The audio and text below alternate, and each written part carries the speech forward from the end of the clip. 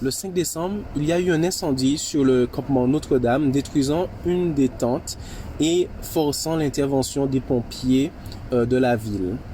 Selon nos informations, il s'agirait de l'utilisation d'une bougie. Mais les pompiers ont déclaré qu'il y avait aussi une bonbonne de gaz de propane non loin, ce qui aurait pu causer de plus amples dégâts. Il n'y a pas eu de personnes malades, blessées ou mortes suite à cet incendie, mais la ville a tout de suite décrété le démantèlement immédiat du campement. Les occupants ont donc eu un avis d'évacuation de 24 heures et aujourd'hui, le lundi 7 décembre, les forces de police sont présentes ainsi que les pompiers pour accompagner le démantèlement de ce campement. Selon les informations et les affirmations des autorités municipales, tout va se faire sans violence en respectant la dignité des occupants. L'objectif est bien entendu de ne pas forcer. On y va vraiment dans une approche humaine avec toutes les ressources nécessaires pour nous supporter dans cette approche-là.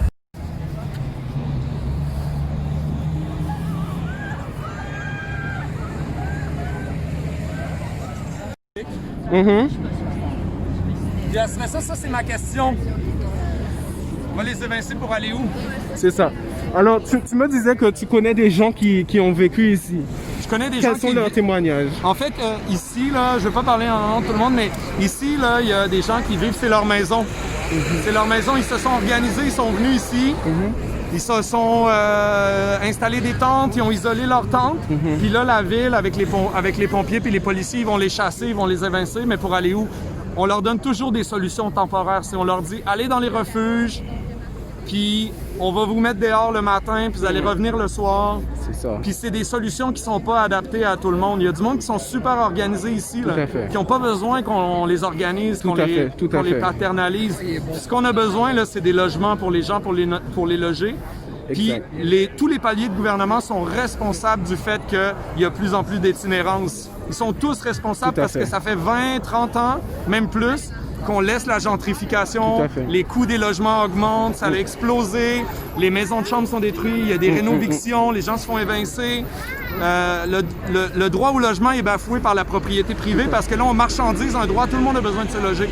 Puis après ça, il y a des gens qui ont besoin d'avoir du support social. Puis au lieu de ça, ce qu'on fait, c'est qu'on met des dizaines, voire des centaines de milliers de dollars dans une intervention de policiers. Puis des solutions, il y en a plein. Fait que si vous voulez regarder, il y a un organisme qui s'appelle le RAPSIM. D'accord. Puis le RAPSIM a plein de solutions. Il y a un collectif dont le RAPSIM est membre qui s'appelle On laisse personne derrière. Ils ont une page Facebook, ils ont écrit une lettre ouverte. Il y a plein de solutions. D'accord. Puis la répression, c'est pas une solution. Que penses-tu qui va arriver aujourd'hui? Est-ce que on pourra les imposer d'y aller ou c'est juste qu'ils vont ériger un autre campement ailleurs, finalement? Mais en fait, à Montréal, il y en a plein d'autres campements. Il y a des dizaines de campements.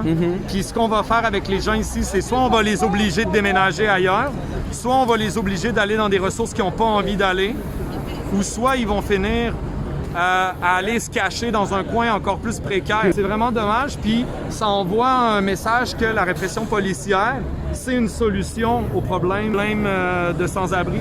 Mais la plupart des gens qui veulent rester ici ou qui restent ici, eux, ce qu'ils demandent, c'est d'avoir un logement. Tout à fait. Parce qu'ils sont capables de s'organiser puis ils veulent un logement. Puis il y a une raison pourquoi les gens préfèrent être dehors au froid que dans un refuge, c'est parce que les refuges, c'est pas adapté à tous les gens. Je te remercie. Ça me fait vraiment plaisir. On lâche pas le combat.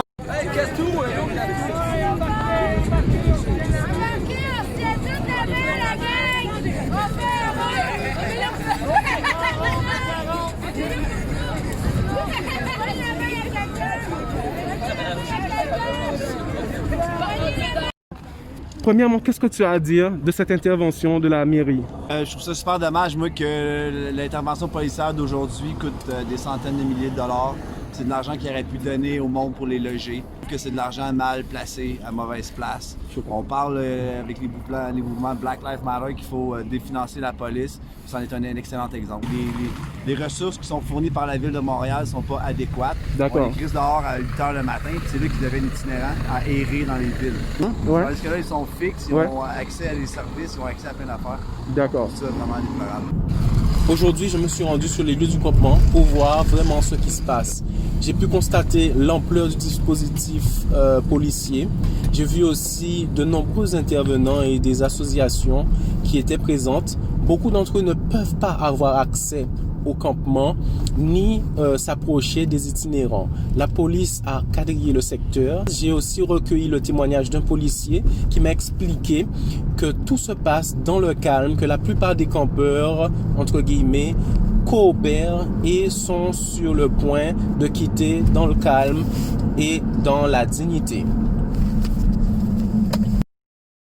Jacques Brochu, que vous avez pu voir dans ma précédente vidéo, a lui eu la chance d'obtenir un logement avec les conditions qui lui conviennent. On est supposé d'avoir des go-cubes pour ceux qui veulent accepter d'aller dans les conditions indignes d'hébergement. Moi, ma condition sine qua non, c'était d'avoir un vrai logement. Ils m'ont trouvé un logement. Mais, ils n'en ont pas trouvé pour tout le monde. Et je trouve ça triste.